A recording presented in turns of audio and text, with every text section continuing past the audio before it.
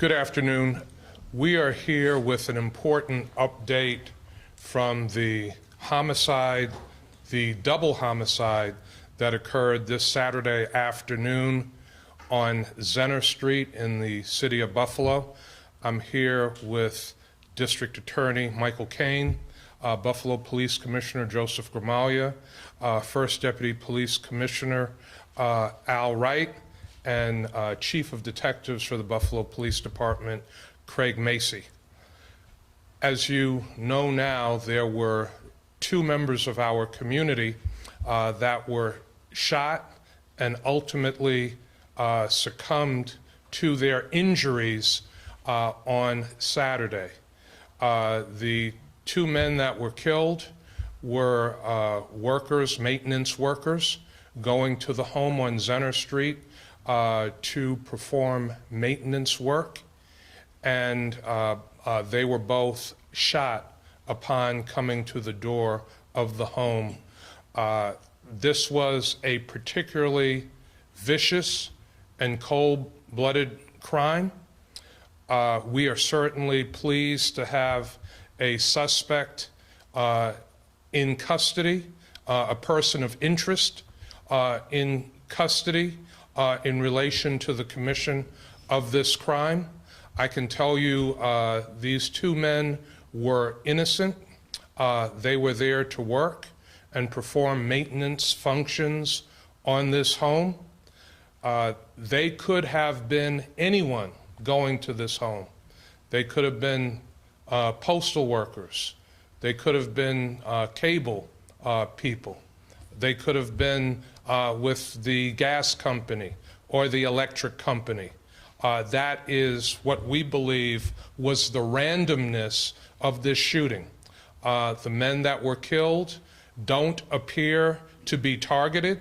It does not appear that they were at all known to the individual that shot them, and it appears that anyone that went to that door on that day could have been shot and killed in the same way that occurred with these gentlemen. These gentlemen are fathers in our community. One, the father of two, with a baby on the way. The other, the father of 7 children. This has been a difficult weekend for our community, a very painful weekend for our community. The two men that were killed are members of Buffalo's Bengali community. Commissioner Gramaglia and I on Sunday had the opportunity to meet with the community, spend time with the community. Emotions were very high. The community was in a great deal of pain and anguish over the killing of these two innocent community members. I thank the Buffalo Police Department for excellent police work. I thank the Buffalo Police Department for working non-stop on this very heinous crime. I thank the Buffalo Police Department for literally working around the clock. And today we are pleased to report that a person of interest has been arrested in connection with this double homicide. Now I want to turn things over to Buffalo Police Commissioner Joseph Gramaglia. All right, thank you, Mayor. To give a little backtrack on the start of this incident, so on Saturday at about 12:35 p.m., police officers responded to a call of a shots fired. As they were en route to that call continued on, that shots were still being fired, and it appeared at that point it was an active shooter situation. When officers arrived on scene, information became available rather quickly that the individual responsible for shooting these two individuals ran back inside of a home, and we believe to be barricaded in that home, which hampered our efforts to render aid and to get to the victims. Officers on scene were able to use tactics. They were able to use active shooter vests, where they were able to actually get up to the individual in the street and remove him, evacuate him from that area, and able to get him to the hospital, but unfortunately he was pronounced dead at the hospital. We were unable to get to the individual that was on the front porch, and it was very apparent to our SWAT members that were on duty that were able to get closer to the house that he was already deceased at that point. We had to set up a tactical approach on the house. Additional SWAT team members were called in. We also had the assistance of the Erie County Sheriff's Department SWAT team because of the logistics and needing additional equipment to supplement what we already have, and the assistance of Air One to be overhead and monitor what was going on at this house. We also had to work towards getting a search warrant on the house, which, in working in conjunction with the District Attorney's Office, we were able to obtain that search warrant to then start forward action on the house. Homicide detectives, while that was going on, were simultaneously out canvassing, and it was several hours later that they were able to find video that was sent out to the media that showed what we believe to be the individual connected with this had escaped immediately from the back of the house before officers were aware that that house was the subject, where the subject went, and was able to get out. Homicide detectives continued investigating in the house. They found numerous items that were able to aid our investigation, which eventually yesterday led us to a corner store, a receipt that was in the house that led to the second image that we sent out to the media, the much better image that was sent out. It was that image being sent out that, fortunately, working with the community, there was a citizen that spotted an individual that they believed to be that subject of interest. They flagged down a police officer, a police car, and 2 patrol officers within 10 minutes of being flagged down, checking out the area, spotted the individual, and took the individual into custody. He had some property. They were brought back to the homicide office where a search warrant was obtained for that property. Once that search warrant was obtained, that search warrant was executed on the bag, and what you see to my left over here was obtained inside of that bag. It is a 9mm long rifle that collapses in half, making it very easily concealable in a bag, as was found as the subject of that search warrant. At that point, he was charged with criminal possession of a weapon, which the DA will get into. Going back to Saturday, the SWAT teams, because this individual is homeless, we know that now is homeless, and we believe that he was squatting inside of that house. He had absolutely no right to be in that home. Our SWAT teams began clearing other vacant homes in the area. On Sunday morning, we did a more formalized process, if you will, working with the Mayor's Impact Team. We called the Mayor's Impact Team in to work with our SWAT team.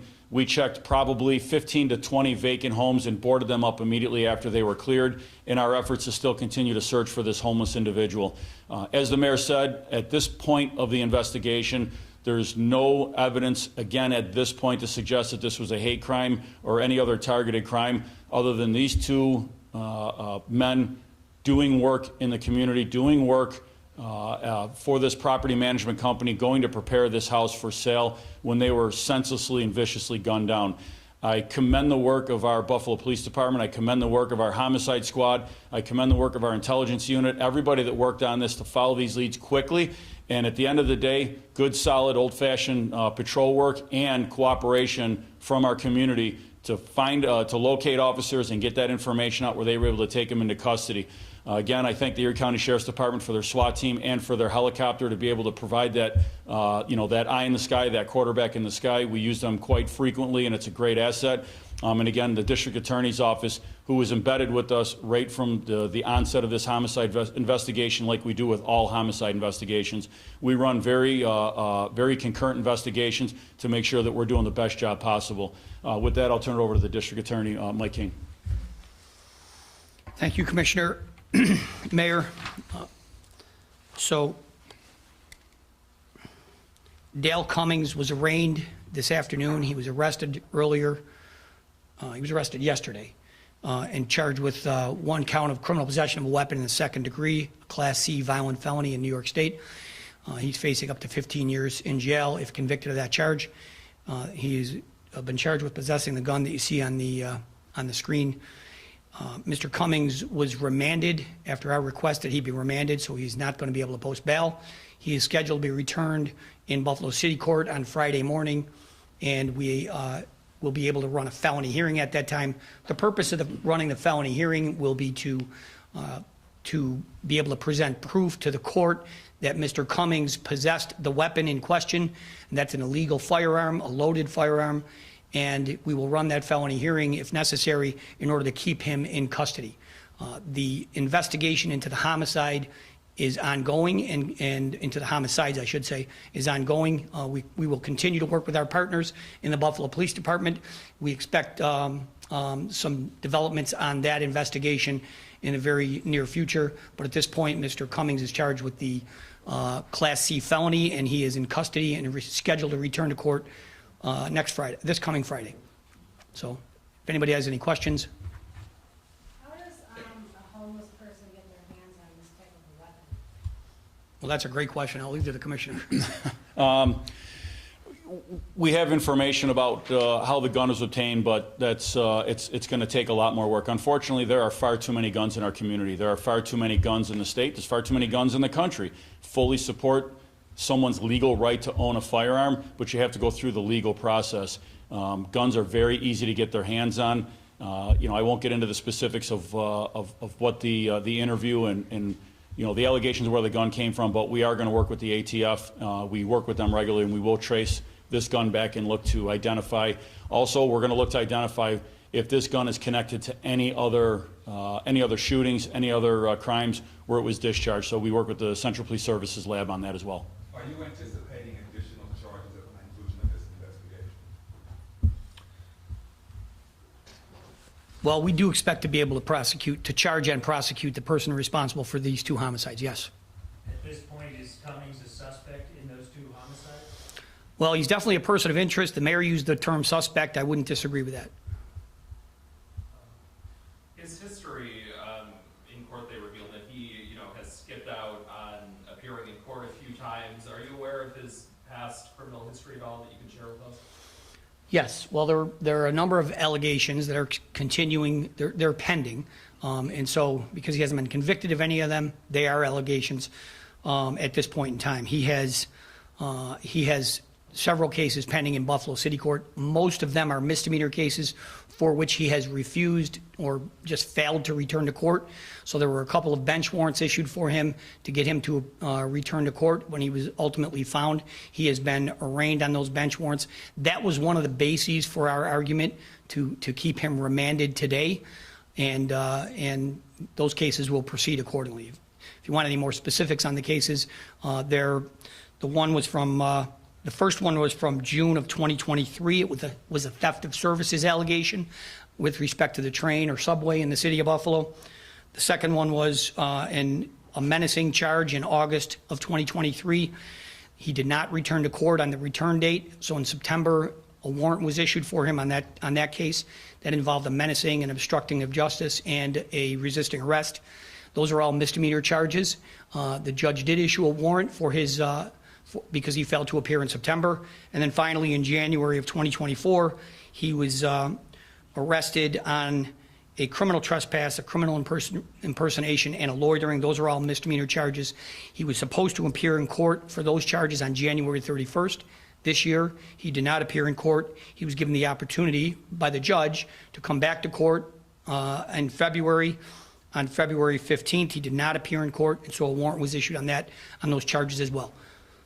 Is this something you're more concerned about now, knowing that this individual, a homeless individual, is able to get his hands on a weapon? Are you expecting that, boarding up the other homes, that there could be more concern?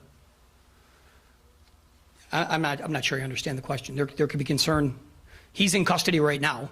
I'm not sure what you. Boarding up the other homes, is there concern of other individuals having weapons in these other homes, or was that more precautionary action? Well, that was done in our effort to find an individual, a person of interest in this case. So if he was squatting in this house and he was in a home that, I'll call it vacant, but it was about to be sold, it's not your typical vacant, but if he was homeless, he's homeless, he was in that place, it was certainly plausible that he could be in any other vacant houses in those areas. So the chief of detectives led an effort of identifying with patrol those vacant homes in the area.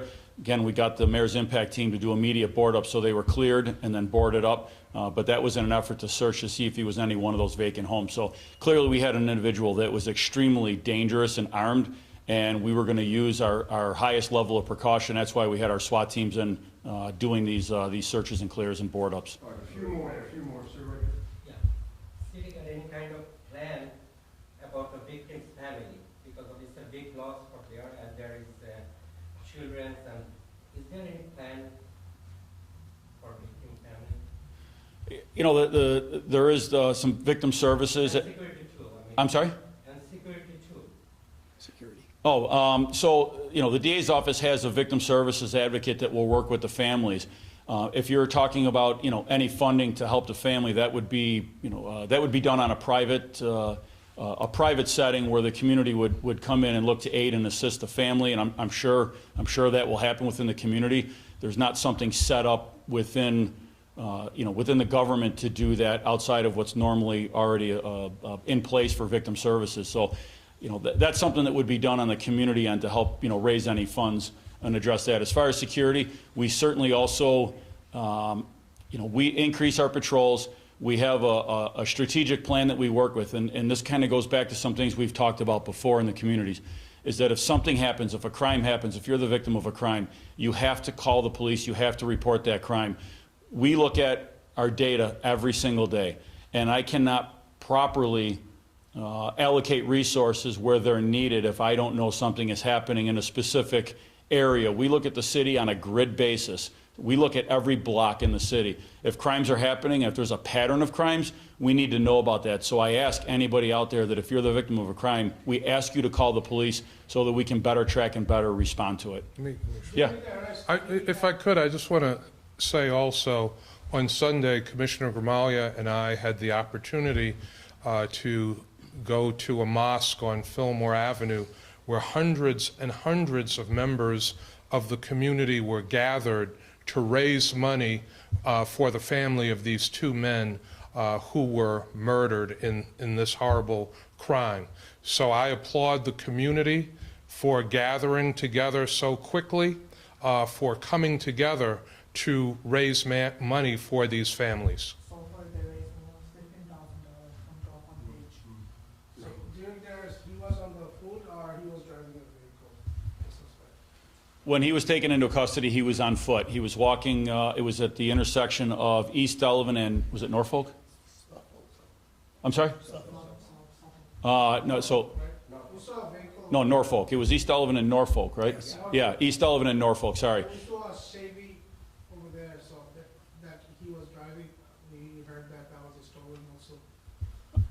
I'm not familiar with that information. When he was taken into custody, he was stopped by patrol officers. He was on foot. He was not in a vehicle. Right? Let me just address the victim services again, if I may. So our office, as many of you know, we have a number of victim witness advocates that work directly for our office. And we got a specific person that works with Office of Victim Services, New York State office, and she will help process claims for the families of the victims, where there is funding available to help with some of the services that are going to be taking place over the course of the next few days. And she will also help them walk through what is going to take place with the investigation and the prosecution of the individual responsible for these crimes. So the families should reach out to our office if we haven't yet been in touch with them. I will make sure that's done today. Commissioner, any clearer of a picture today of how long this individual may have been in the address there at the house? I don't know how long he's been in there. We do know that the property management company was in that house in the days before that.